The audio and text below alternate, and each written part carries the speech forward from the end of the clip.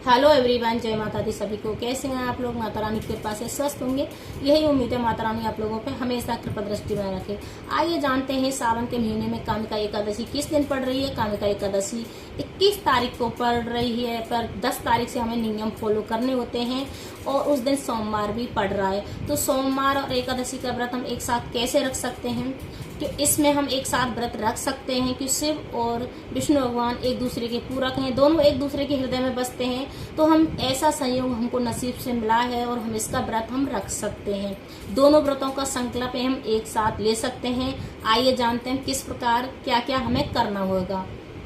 सबसे पहले हमें दशमी के दिन एक टाइम खाना खाना है, बिना प्याज लहसुन का खाना है। वैसे सावन चल रहा है, बहुत लोग प्याज लहसुन का त्याग कर चुके हैं, पर बहुत लोग नहीं किया होगा तो वो लहसुन प्याज का सादा एकदम सात्विक भोजन करना है दशमी से ही।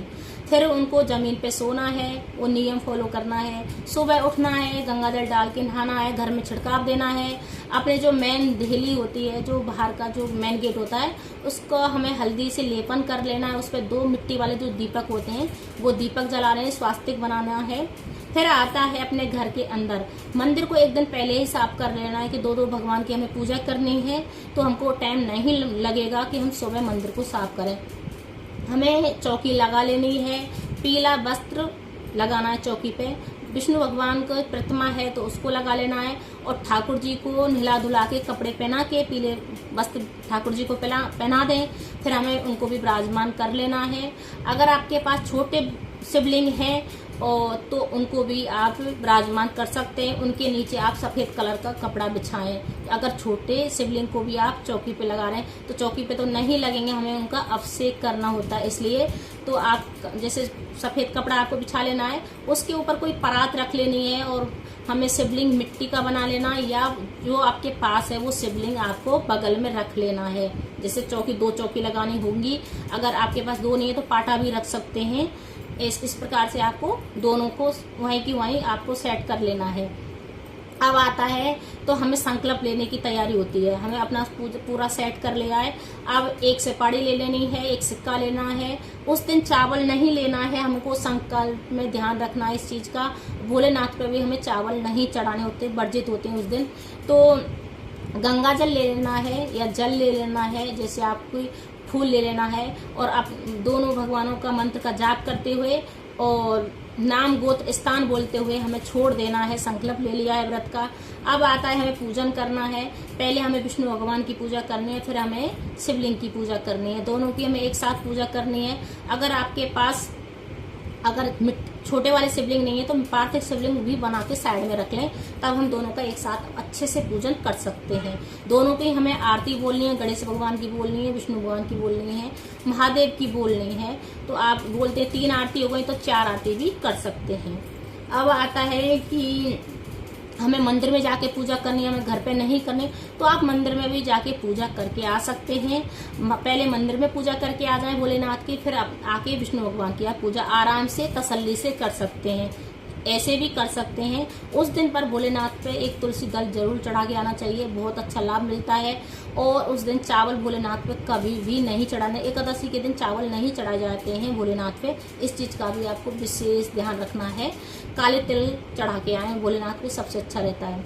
अब आता है कि हमें और ऐसा क्या करना। अगर भोलेनाथ के वही मंदिर में मतलब विष्णु भगवान की भी प्रतिमा है, मूर्ति है, तो हम एक साथ वहां पे भी संकल्प ले सकते हैं। दोनों व्रतों का हो गया क्लियर। अब आता है कि हम जो पूजा पाठ करेंगे तो हमें दीपक भी अलग अलग जलाने पड़ेंगे। तो अगर हम अखंड ज्योत जला रहे हैं तो हम दोनों भगवान की एक साथ ही अखंड ज्योत जला सकते हैं। एक साथ संकल्प ले रहे हैं, एक साथ हम पूजा कर सकते हैं। एक आरती का दीपक जलाएं और एक हमारी जो साक्षात उस दीपक होता है, जो हमारी पूजा का साक्षी होता है, दीपक 2 जलाए जाते हैं। इस बात का भी विशेष ध्यान रखना है आपको। अगर अखंड ज्योत जला रहे तो अच्छा है, अगर अखंड ज्योत नहीं जला रहे हैं तो हमारी पूजा का जो साक्षी का दीपक होगा वो जलाना है। फिर हमें आरती का दीपक अलग से लेना है और जो भीमसेन कपूर आता है उसके साथ में आपको आरती भी करनी है, वो उससे भी और अच्छा होता है। अगर हम भीमसेन कपूर की से आरती करते हैं भोलेनाथ और शिव विष्णु भगवान की तो बहुत अच्छा होता है। उसमें 2 लौंग डालने और 1 इलायची डालने और भी बेनिफिट मिलता है। अब आता है कि हमें क्या खाना चाहिए। तो खाने पे आती है कि सोमवार के दिन हम बहुत लोग मीठे से भी व्रत करते हैं, और वैसे सोमवार के व्रत में नमक नहीं खाया जाता है। हमारी तरफ तो नहीं खाया जाता, भाई मैं तो खाती नहीं हूँ, बहुत लोगों को मुझे नहीं पता है।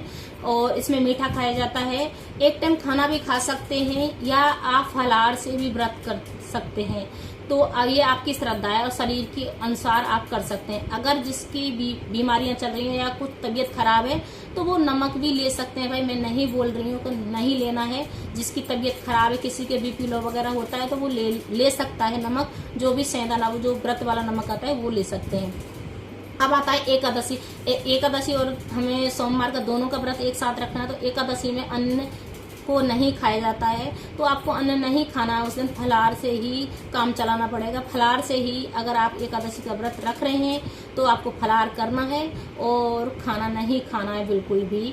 और सुबह दूसरे दिन उठ के नहा धोकर भगवान की पूजा कर भगवान को खीर का भोग लगाना है, दोनों को लगाना है। और फिर आपको पारण करने के पहले, जब पारण करोगे तब आप खीर से ही स्टार्ट करोगे। आपको खीर खानी है तब आपका पारण हो जाएगा। तो अब आता है आपको एक सबसे बहुत अच्छी चीज बात है, बहुत लोग प्रदोष का भी व्रत रखते हैं।